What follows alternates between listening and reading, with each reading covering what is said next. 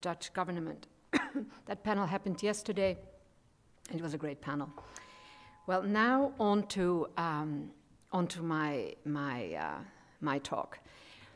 My starting point for this talk is that, on the one hand, we are aware, I don't know if all, but many of us interpret the current moment as such, that some foundational changes are happening. They may not be totalizing changes, but they are foundational. They may be partial, but they are foundational. My starting point is that the vocabularies through which we try to register, to capture those transformations, particularly the vocabulary of globalization, is inadequate to the task. Partly, and this affects, I would say, particularly among the social sciences, sociology and political scientists, much less so geography, anthropology, and probably economics to some extent. But what the problem that affects, I repeat, the social sciences, particularly those disciplines, is that there is a kind of capture in terms of the basic data sets, in terms of the basic categories for analyses, in terms of the basic categories for research. There is a capture of all of those basic categories by the national state, if you want, properties. This grip that the national state has over the data sets, the interpretations, the analytics, I think is an obstacle today to capture this current transformation.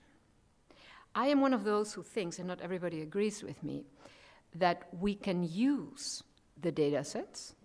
We can also use some of the methods that have been focused on national state sort of level. We can use them to understand the current transformation, but the results have to be inserted in new types of conceptual architectures. Now again, I repeat, the changes I'm speaking about are foundational, but they are not totalizing, they are partial. The project I'm describing is a partial project. It is not for everything. Frankly, from my perspective, most of what happens out there that we social scientists study can actually continue to function with the existing, often inherited categories and data sets. But there is a set of issues, and I think it's a set of issues that matter, that cannot.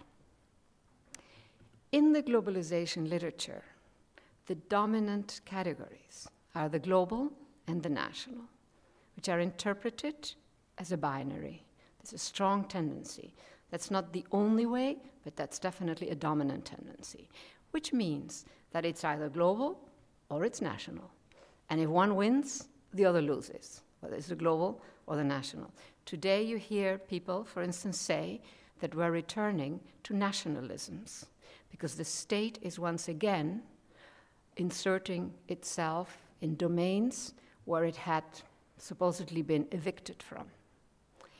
So when we talk, for instance, about putting national taxpayers' money into saving the banking systems, especially in some of the European countries, and certainly in the United States, that is often interpreted as a return to nationalism.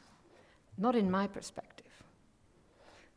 National taxpayers' money are indeed being used, but they're being used to rescue a global system, a global financial system. Citicorp is hardly an American bank. 30% of Citicorp is owned by sovereign funds from the Middle East and China. Another 40% is owned by a mix of capitalists, from investors from all over. And then there is a bit that is American-owned. But that American-owned part is also pretty globalized, actually. And yet, it is the national state of the United States that has to extract taxpayers' money to rescue that global financial system. We can say the same thing for the UK. much less so for Germany, much less so for France. So what is it that is happening? In order to address these kinds of issues, which also can sort of present, if you want, as puzzles, in my own research, I have stepped away from these two dominant categories, the national and the global. But to step back, if you're not going to fall off the conceptual cliff, you need something. You need a foothold. You need a conceptual foothold that allows you to actually stand and confront what it is that you then went to observe. So I chose 3 categories. Others could choose others. Territory, authority, rights. These are, I think, foundational. They exist in all complex organizational forms. They're both historical and transhistorical. They're historical because they're constituted in very particular ways in each of these organizational forms and in each particular period of a given organizational form. They're transhistorical in the sense that they're present in all these organizational forms. I will say that, and this is really ex post, this is not ex ante.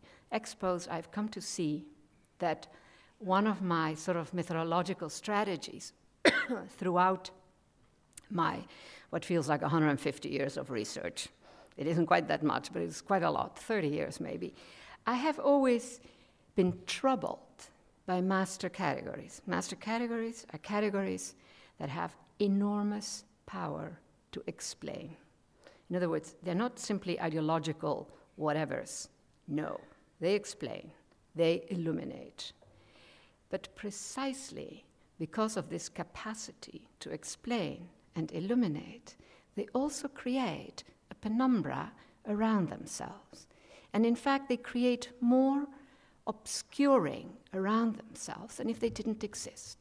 So my basic strategy of research has been to engage master categories, but to locate my inquiry in that shadowy zone that they produce. I mean, the dynamic I'm getting at, to put it in very simple terms, is basically a light at night, sharp light, illuminates a pretty clear round circle. The darkness around it is darker, more obscure, more impenetrable because of that light. If that light were not there, we could see more. So that is a bit the notion. It is not a rejection of master categories. It is a very dynamic interacting. When I chose territory, authority, rights, it is a way to move out of that light that are the national and the global. They explain a lot, those two categories. There's no doubt about it. But then to put myself in that shadow. Now, again, I think of the 3 of these, which I will refer to as TARs. Territory, authority, rights, I hope that is clear because I can't repeat them every time. I will say that my husband, who loves art and culture, he is a terribly civilized person, and like me, he said, why don't you start with authority, then we would have art. And some of my more punkish friends said, why don't you start with R, rights, rats. I did like that one. Anyhow, TAR, each of these is historically constructed, the result of contestations, subject to enormous transformation. They register a lot of what the complexities that are taking place and that shape a given social political order at a given period of time. In different periods, different ones of these 3 have been dominant. In the nation-state period, territory is dominant. It is exclusive authority over a territory that gives the sovereign the capacity to render legitimate all kinds of things, the capacity to go to war, etc., etc. In medieval times, territory was not dominant. It was authority.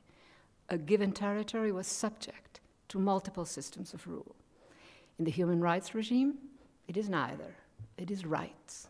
And that has to be dominant in that. I ask myself in my research, in the global financial electronic capital market, what is dominant? and I'm dying to ask you, what do you think? I always get very different answers, but this is not the time to ask that question. It is authority. It is not, because it's not that just the raw power of this global capital market. It is that it wants to insert its norm, its utility logic, in the running of whole economies.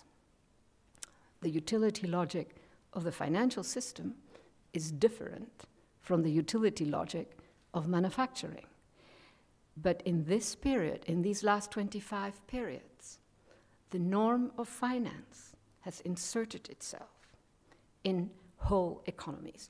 We call that neoliberalism, but you see it very clearly in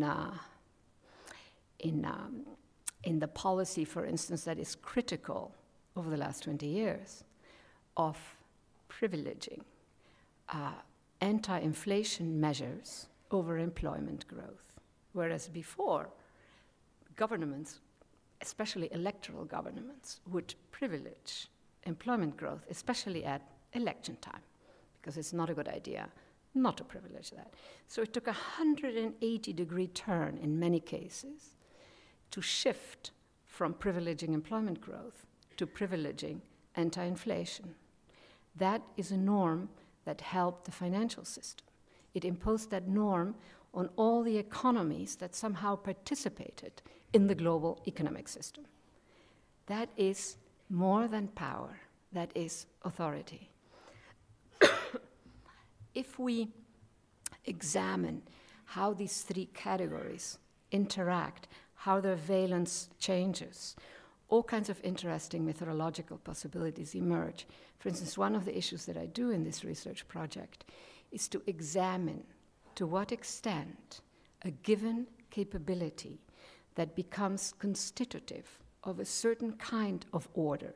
Let's go back to these very big phases that I alluded to already, medieval times or earlier phases of the nation state. Let's think of the protected, nationalist nation state. The rule of law was critical for the formation and the legitimacy of the nation state. When neoliberalism enters the picture,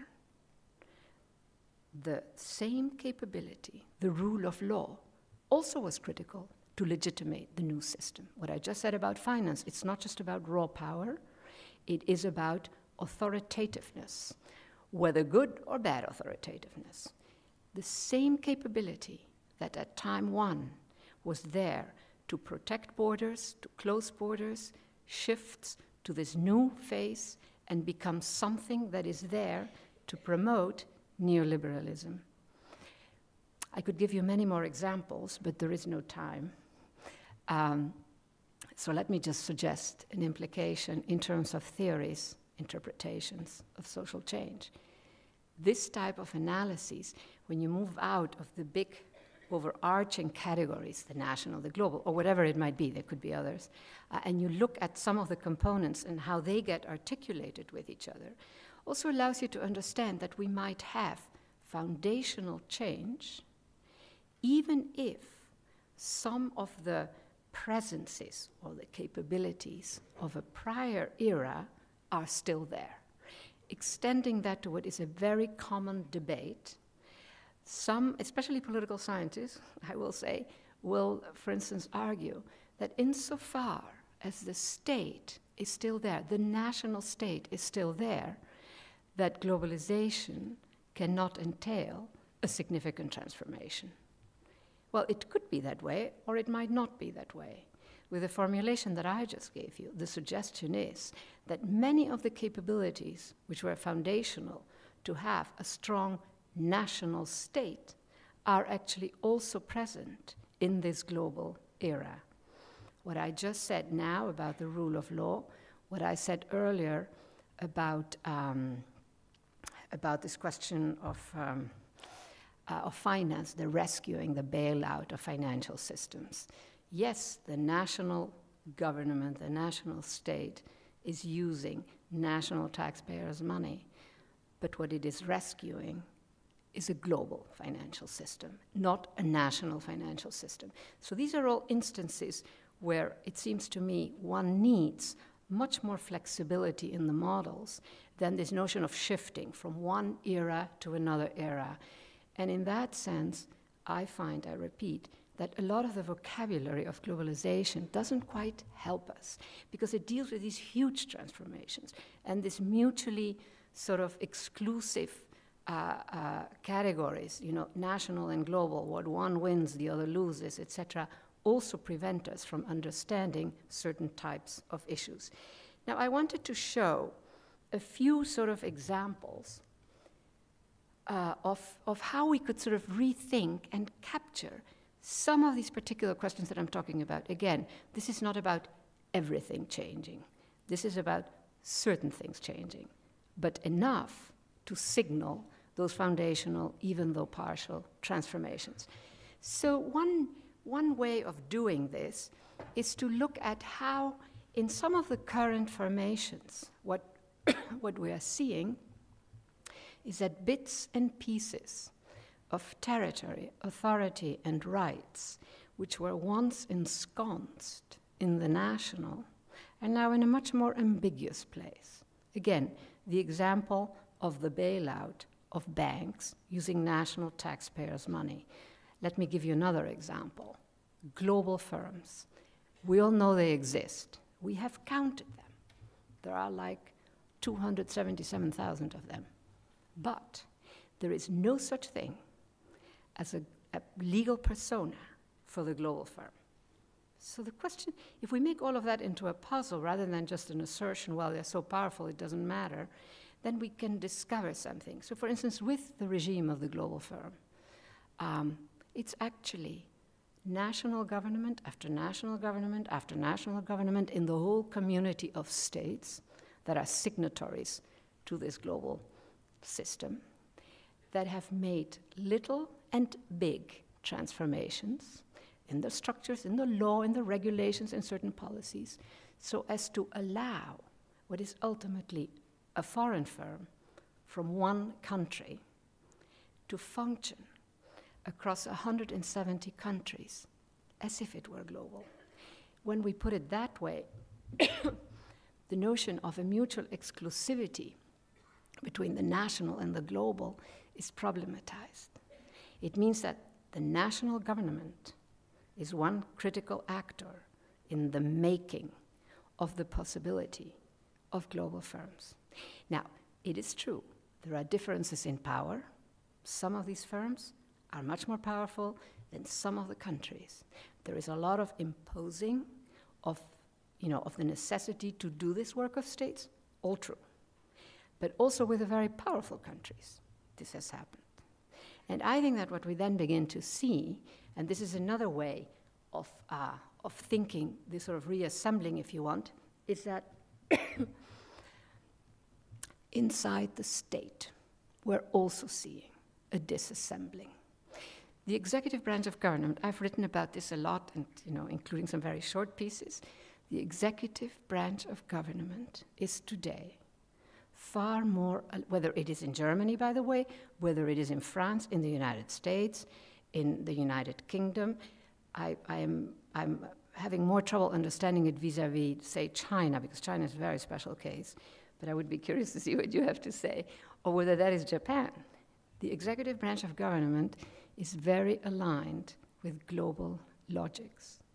If you take the period, I'm just going to illustrate now, if you take the period of neoliberalism of the last 20 years, the rise of global regulators, WTO, IMF, and a whole bunch that you've never heard of, but they're there. The rise of those global regulators has meant the growth of executive power, whether presidential or prime ministerial, and the loss of legislative power. Why? Because the global regulators only deal with the executive branch of government.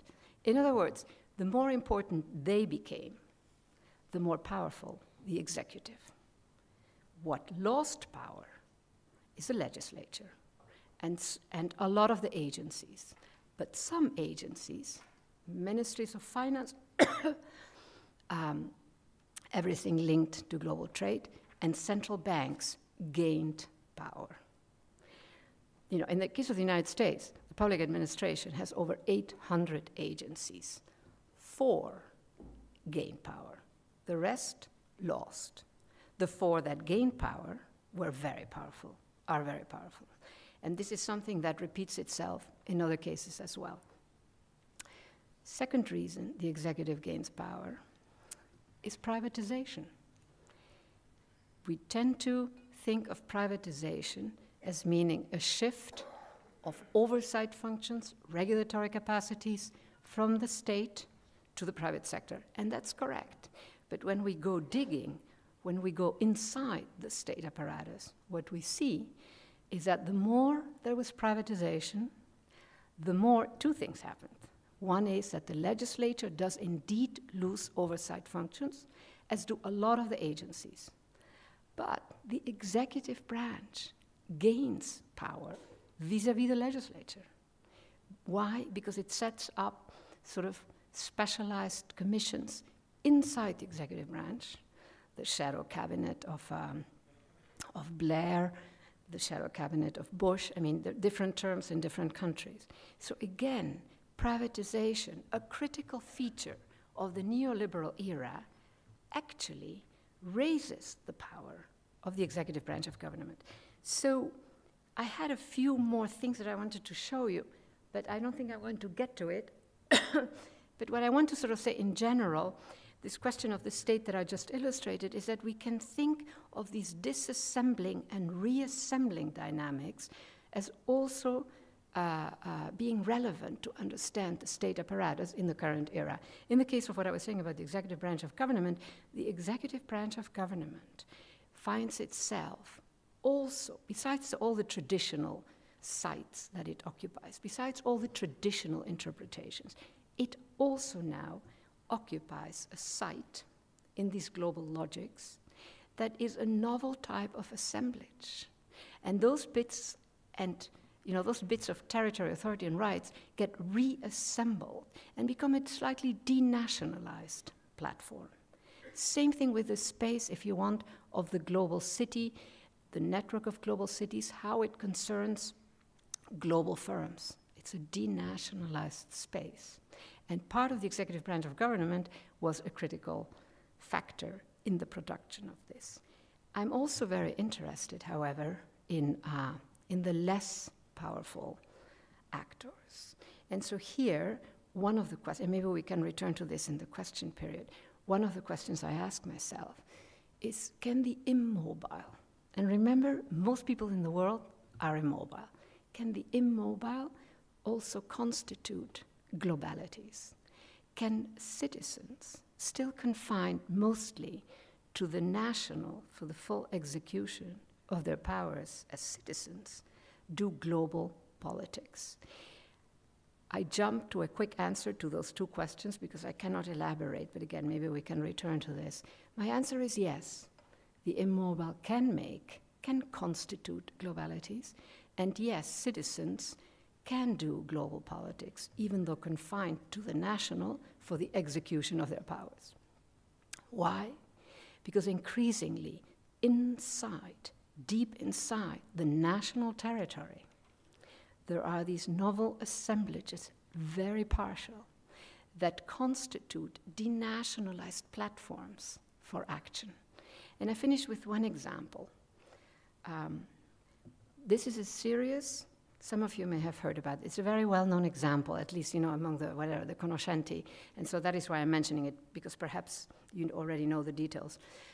A series of lawsuits launched by a national group using this is in the United States, a national law, and I repeat, in a national court, against multinationals, both American and foreign. In other words, a global jurisdiction is already taking shape, made by citizens in their place in a lower order court using national law. The first stop of the jurisdiction is where the law is launched. The second one is the countries where all these multinationals are headquartered, which included Germany, England, France, etc. There are 9 of these lawsuits. Whoops. For the third site, which is the offshore operations of these multinationals, and at that point, the human rights regime kicks in for violations against the human rights of those workers. The law that was used is one of the oldest laws in the United States, the Alien Tort Claims Act, which is a law that was produced at the time of piracy. You know, the real pirates, the ones with the clinkies and I don't know what, the missing cheese, and, which was asleep for 230 years, woke up once 50 years ago with the Artiga case, for those of you who know, and then was invoked again in the last few years. These were national citizens using national law, albeit, you know, a piracy law, very old law. Great, so the no pirates, you could say, are the multinationals.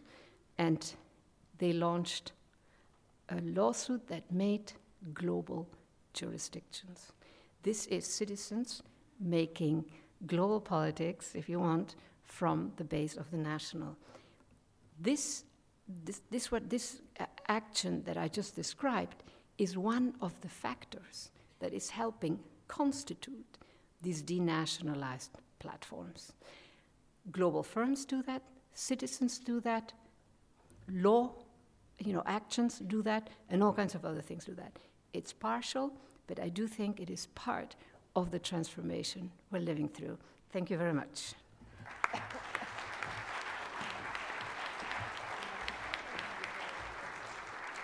Thank you very much.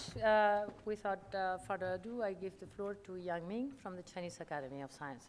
You have 5 minutes. We'll give you the red directly. Chinese Academy of Social Sciences. On my long journey here,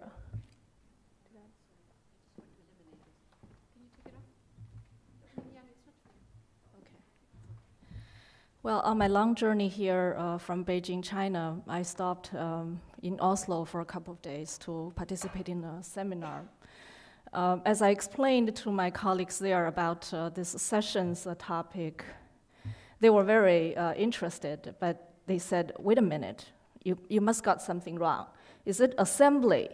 I said, no, assemblages.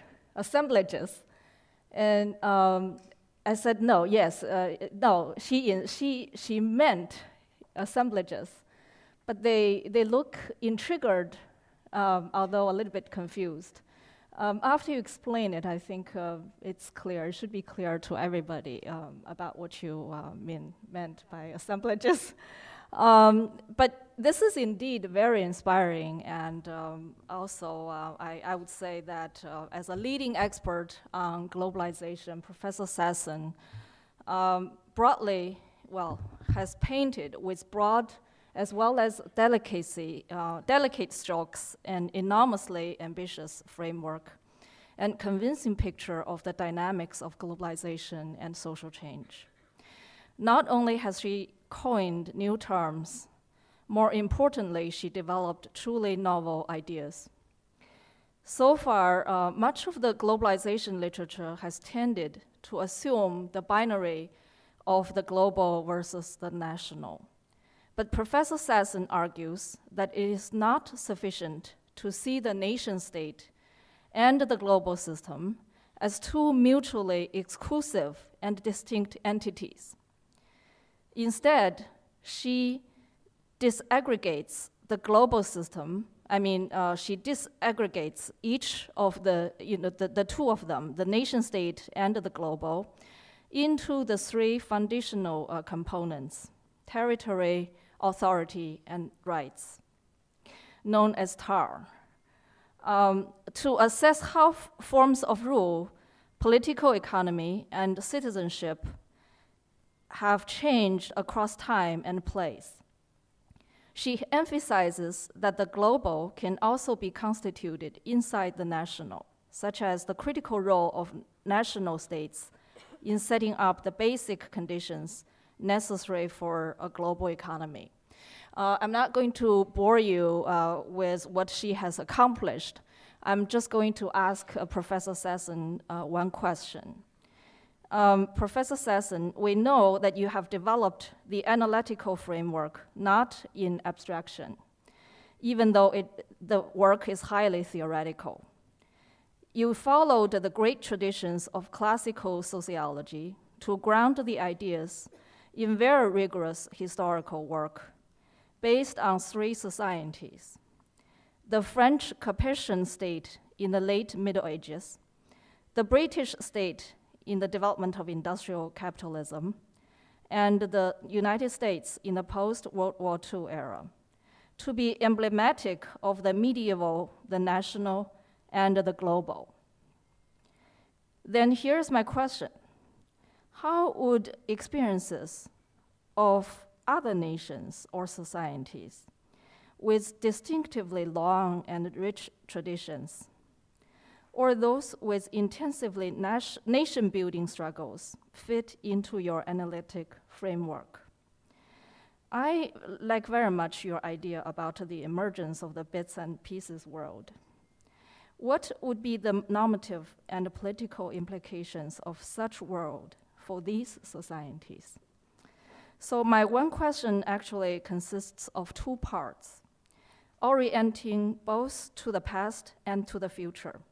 In brief, Professor Sasson asked the question, where does the nation state end? Where does the nation state end and globalization begin? I would like to rephrase it, if I may, and ask, where does the West end and the rest begin? Thank you. Very much.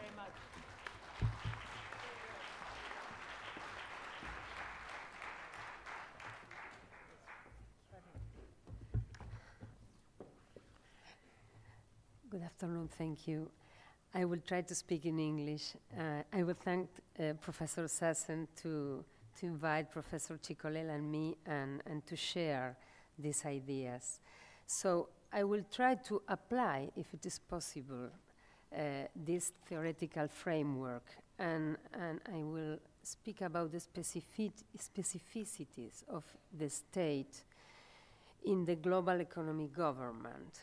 There would be a necessary participation from state, including when perhaps he renounced their role to regulate the economy, said Sasson. And we say, yes, the production of this new legality produce a disruption in the way where national state exert his power and his control over his territory. While the nation state worked to this reaccommodation or adjustment of the global interest, enterprises advance in the new territorial order, designing this new territorial order.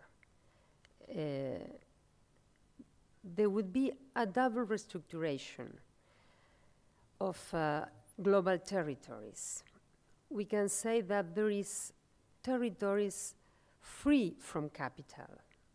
On the one hand, we have the regulation that national state do or assume, producing new norms and instruments. And on the other hand, we have an empty space. Is the time that imply the process of elaboration of these norms. This time during which capital and the global enterprises build these new territorialities. For example, financial centers or global city, as Sasson expressed and have developed in other works. In the case of Latin America, and especially in Argentina, if we speak about urban or regional planning or territorial development, these public policies have been historically fragile or not exercised. The problem is how to intervene these unstable territories in this change of normative scenario, where these new legalities appears. While we discuss about the new instruments to intervene the national territory, it is used organized and produced by global capital. There is a double dynamic. On the one hand, the deregulation of the own national state who accept, incorporate their norms or instruments, and there is the space empty without regulation, without the presence of national state and their capacity to intervene the territories. For example, in Buenos Aires City, we had passed 10 years trying to elaborate an urban and regional plan. In this time, the real estate capital built the corporative spaces, produced a modernization of the city. There are different examples in our city of this kind of practices of global capital. But in fact, it means that there is a global urban order in a triple sense. One is the pattern of urbanization that we can see in Buenos Aires is like another global metropolis. There is an integration of Buenos Aires in the global market, of real estate global market. And another thing is the globalizes consumption practices. To finally, in Latin America, excuse me, there is no doubt that have been a great functionality between these capacities take or redeveloped by the national state to regulate the global processes, and at the same time, he has satisfied the needs and logics of the global capital. It means that with or without regulations, the national state had been porous to these requirements. Thank you very much. Thank you very much. Very good. Pablo? In Spanish. Te traduzco yo entonces. Ah, do I translate you? I didn't realize. Me paro cada tanto.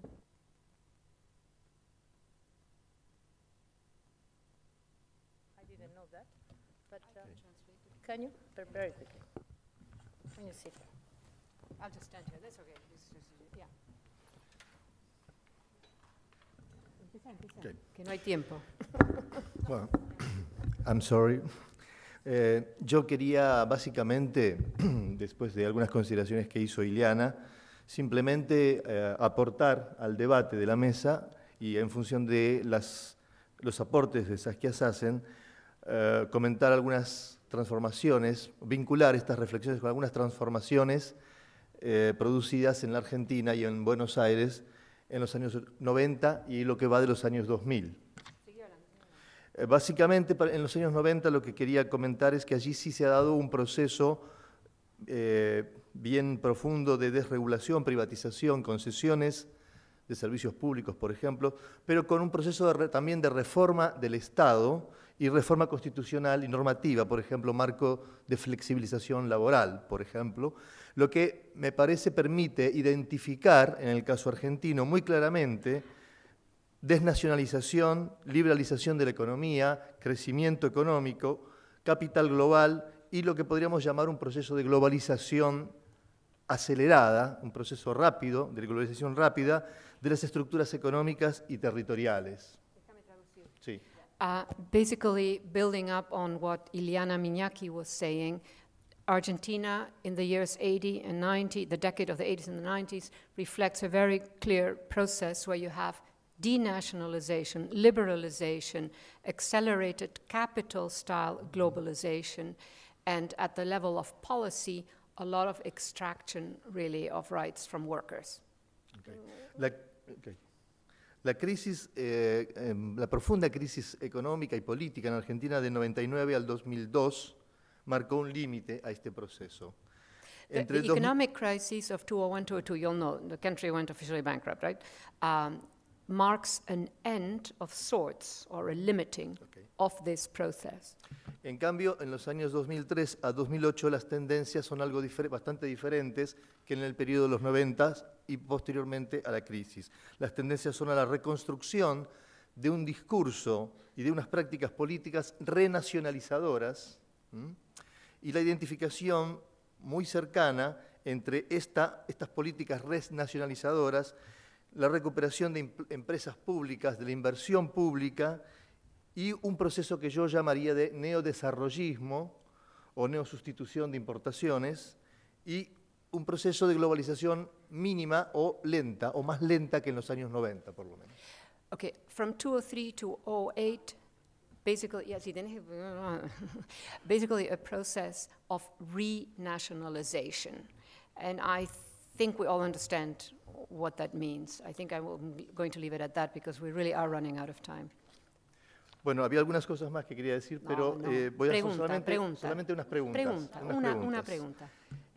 La pregunta sería... This is collective work, you can understand that, right? Sería básicamente, si en el actual contexto económico global, ¿Sí la qué? en el actual contexto económico global, es decir, la construcción de nuevos órdenes jerárquicos, normativos y de regulación estatal en función de dinámicas globales, y particularmente a partir de la crisis actual, existe espacio para pensar en otro tipo de construcciones socioterritoriales, y si es posible pensar, por ejemplo, en ciudades más justas, democráticas e incluyentes, pero a la vez avanzadas en términos productivos, y si es en ese contexto de fortalecimiento de una construcción política alternativa, por ejemplo, en América Latina, con el UNASUR o con la Unión de Naciones Sudamericanas, el Banco del Sur, etc., es posible imaginar un tipo de alianzas y ensamblajes territoriales que le impriman un sesgo algo diferente al que parece ser hegemónico. Question is whether today in Latin America, in the context of these new alliances, one example, Banco del Sur, you know what that is, right? A counter-initiative on the part of some of the Latin American countries.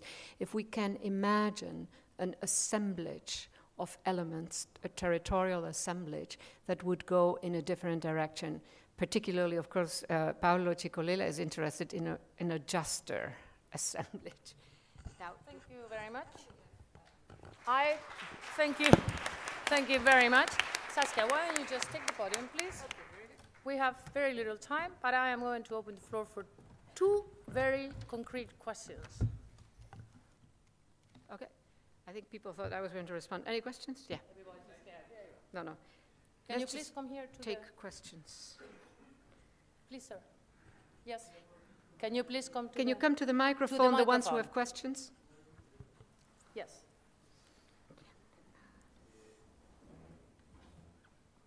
The assemblage of new concepts is always fascinating. But I knew there was a but. Especially yes. This one would have been good to criticize globalization if it would have continued forever. But what if it doesn't? I mean, I understand. What if really, for example, Chile, we built our foreign policy on the utopia of free movement of everything around the world, when the only thing that moved around the world was finance capital, nothing more. So now we have to look back and turn our face towards our friends in Latin America and try to build a state or supranational state institutions to regulate and protect a wider market, because it's the only way it works. Got it. Yeah. Thank you very much. We Second take question. The next question, please, sir. Can you please introduce yourself? My name is Kamal Chinoy. I am a political scientist at the Jawaharlal Nehru University, New Delhi. I wondered if you might want to historicize your examples a bit more. For example, the decline of legislatures. Now, the British political scientist, Casey Weir, warned about this pretty near a century ago. Yeah, this is not the first time it happens. So therefore, if we are talking about a decline of legislatures in this ambience, then we can't just talk of finance capital, but also talk of the drive towards hegemony, the control of academia, the control over mass media, and the collaboration between global forces and domestic elites. Yes, Thank you. absolutely. Thank you Let very me- much. I yes? think that now I'm going to give you 5 minutes Okay. exactly to answer to Perfect. all these questions. Very good. So I'm just going to start with the last, and then just work my way back, all right? The last question. Yes, historicizing is critical. I do a lot of that in this book, which is 500 pages. I go back to older times. I try to understand. And I said in passing, maybe it wasn't sufficiently clear, that capabilities, legislative capability including, you know, they can have very different valences in different organizing logics of a given country. So I by no means am saying that the decline of legislative power today is, you know, belongs to this period. Same thing with all kinds of other elements. My attempt is to recover these as capabilities so that we can track them. The national, the state are too large for us to really begin to understand some of these shifts. In there hangs, for me, also an analysis of powerlessness, which tries to make powerlessness into a variable, at one end elementary, at the other time still powerless, but complex, and hence the possibility that those without power can actually make history, but perhaps over a longer temporal period than how power makes history. So I actually look at all kinds of possible. I'm trying to open up in order to understand certain issues which I think we have lost control about. El colega de Chile, thank you very much for your comments. Given how you put it, given your starting point, I completely agree with what you said. Here is the problem. Go look, even at the executive branch of government, under Bachelet, whom I admire, whom I know, there is a structural transformation that affects all. And this is a quick way of answering one point also that you made about, you know, about, I guess, China. Let's just say China. You didn't mention China, but... and that is that in the most unexpected situations, you will detect today, because it's a structural trend. Again, everything is partial that I'm talking about. You will detect these new alignments in terms of operational logics or utility logics between actors that until very recently we embedded in different spaces. So for instance, in the case of China, in 1993, when international accounting standards first came into the picture, they were barely emergent things developed in Washington. One of the first signatories who said, yes, I want international accounting standards, was the Chinese government. Now, it didn't mean they want to change all accounting in China. No, it just wanted to use those international accounting standards when its state businesses entered global markets, because it could use it. That is what I mean. We really need to refine, and when you said, one of you also said that we need to refine our categories of analyses in order to understand these extraordinary combinations where national governments, including such a national government like Chinese government, actually is also entering these global logics. It's to its advantage. The United States didn't need to, because it basically imposed those standards.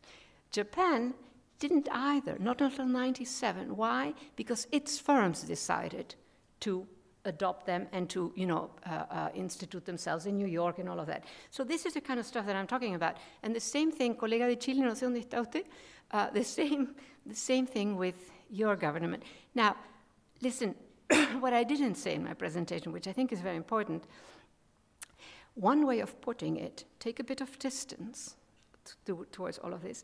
One way of putting it is that there's an irony in the neoliberal era, and it is that it has shown us that national governments, including the executive branch, which often is the one that has all the nationalist speech acts, have actually become a bit more internationalist. Now, their internationalism has been geared, coming back to your points, Pablo, no? Their internationalism has been geared towards making a global corporate economy. The global firm bit that I said, you know, the financial system, etc. My question is, can this incipient internationalism of national states, especially, by the way, concentrated in the executive branch of government, be re-geared towards other causes, the environmental struggle, the global justice, whatever, there's good causes. I think that when you think in terms of capabilities rather than just ideological framings, you say, let me pull that out. And I think Banco del Sur is a new kind of internationalism. Frankly, when people speak about Chavez and you know, or Morales, etc., the Latin Americans are going back to their old nationalisms. Hell no, nothing to do.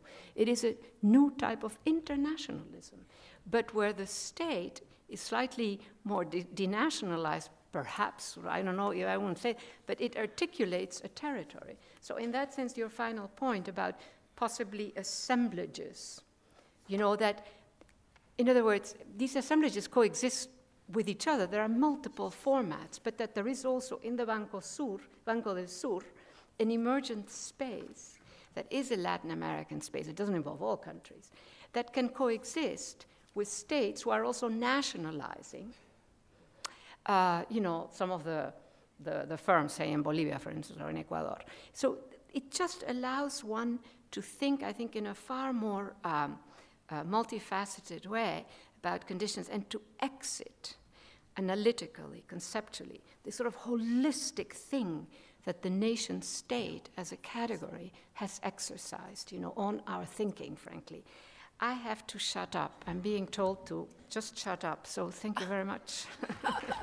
Thank you very much, Saskia. I find that, yeah, obedient generation, your disobedience is in the ideas. You have been very civilized. I want to thank our panel.